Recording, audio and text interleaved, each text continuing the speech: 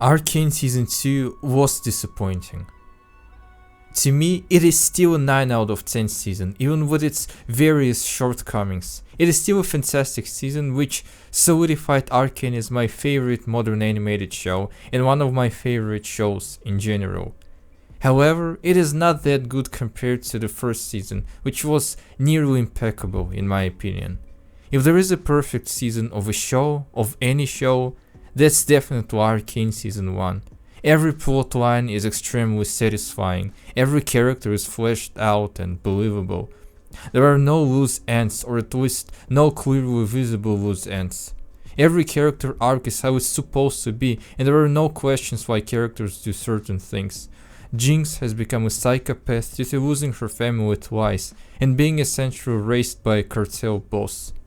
Caitlyn wants to investigate Jinx so badly because she wants to do something important and not be in her mother's shadow forever. Viktor is ready for anything to make sure the Hextech project goes as fast as possible because Viktor's life literally depends on it. He knows he will die without Hextech. Jayce wants to help the people of Piltover, but he is too young and inexperienced, which makes him too impulsive and impatient. That's why he ousts Heimerdinger and goes with Vi to attack one of Silco's shimmer factories. I can continue this list and mention nearly everyone in the first season. But in season 2 there are many unsatisfying and underdeveloped plotlines and arcs of characters. My favorite new character is by far Isha.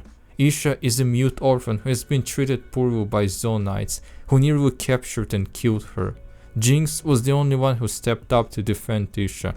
That's why Isha got so attached to Jinx, who became her big sister / mother figure. Isha is very important for Jinx as well, because Isha reminds Jinx that there is still love left in her, even if Jinx believes that every drop of love was gone with Silco's demise.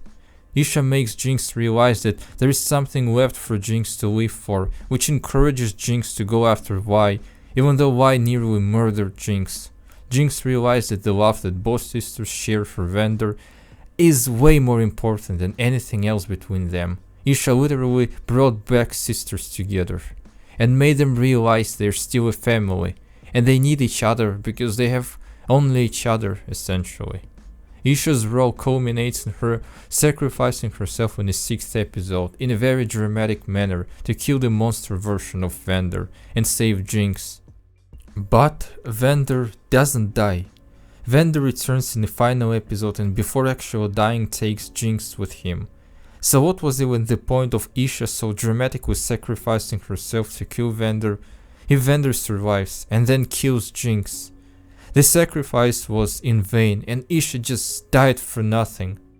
This is just unbelievably poor writing for Arcane. It would have been okay for most shows out there, but not for Arcane, which built a reputation of being extremely well written.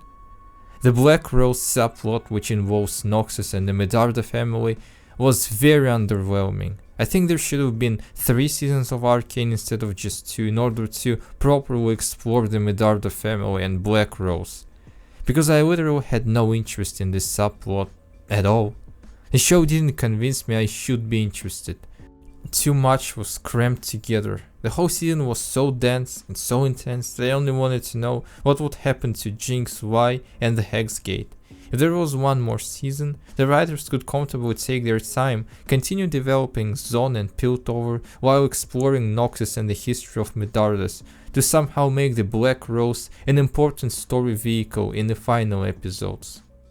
More episodes could more properly explore the relationships within the Medarda family, how Ambessa treated her children and why she crossed the Black Rose. As well as why Ambessa wanted to have an army of undead so badly that she was willing to sacrifice an entire Piltover for that. Honestly speaking, everything about Black Rose aesthetics feels extremely cool, so I really wanted to learn more about them. But when there are scenes of Jayce trying to kill Viktor and Jinx and Vi trying to bring Viktor back, Black Rose feels like an unnecessary afterthought that only takes up the screen time from something way more important. Another reason there should have been more seasons is to properly explore the tension between Zone and Piltover and Caitlyn's dictatorship arc. The nuanced relationship between Zone and Piltover was the main focus of Season 1. I made the whole video about why there aren't really good and bad guys in the show, and how the relationship between two cities is so difficult on many social and political levels. This is what Season 2 should have been focusing on: growing tension between Zone and Piltover, brutal persecution by Piltover after Jinx bombed the council. Caitlyn's character arc as dictator could have been more compelling. She trusted Vi to help her catch and bring Jinx to justice, but Vi didn't let Kate kill Jinx, so Kate felt betrayed, which, coupled with her trying to get out of her mother's long shadow, pushes Caitlyn towards more drastic military measures against those she perceives as a threat. Don't forget, Kate is in her early 20s, she is really young, and Ambassador Medarda is around to manipulate her. Caitlyn's return to normal feels especially weird after considering that she organizes mass persecution of anyone who supports Jinx.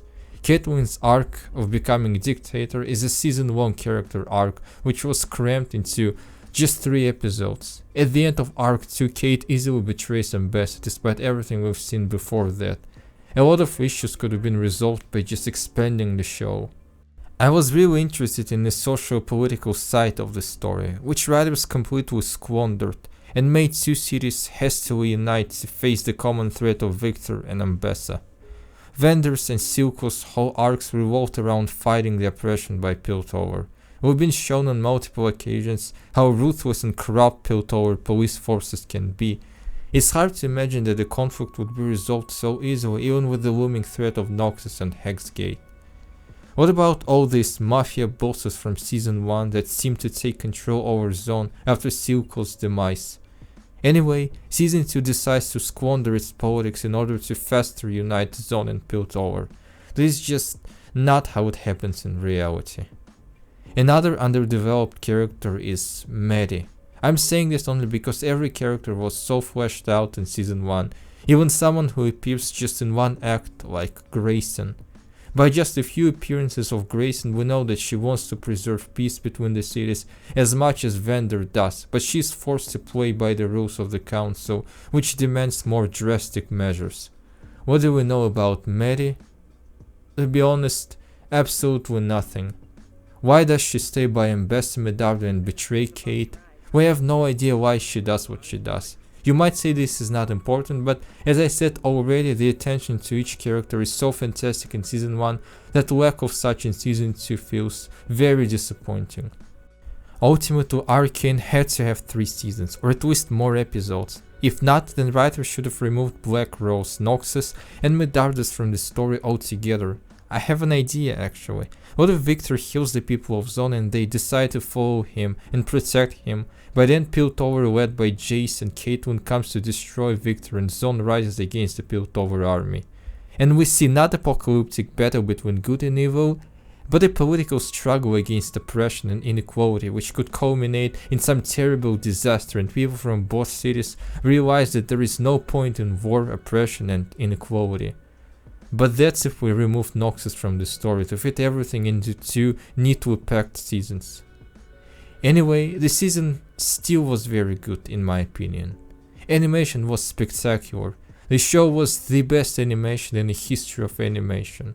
Watching the long sneak peek of the War of the Rohirrim after Arcane is honestly hilarious. The War of the Rohirrim looks really terrible, that's unbelievable. I don't even know what to say and why it looks so bad. Arcane made me feel extremely emotional several times, especially the ending when Jinx died or supposedly died. I've been rooting for her this whole time, she's my absolute favorite character and I might even make a whole separate video about her. I love talking about specific characters as they resonate with me in my personal struggles, even if the stories take place in some crazy fictional worlds. Also, the 7th episode is just marvelous. It is an absolutely outstanding piece of animation. All in all, I am really looking forward to watching the next shows in this universe and hopefully they'll be just as great. Thanks for watching this video till the end. You know what I'm gonna say, the usual: subscribe, leave a comment if you have something to say about my video or about Arcane Season 2, and See ya.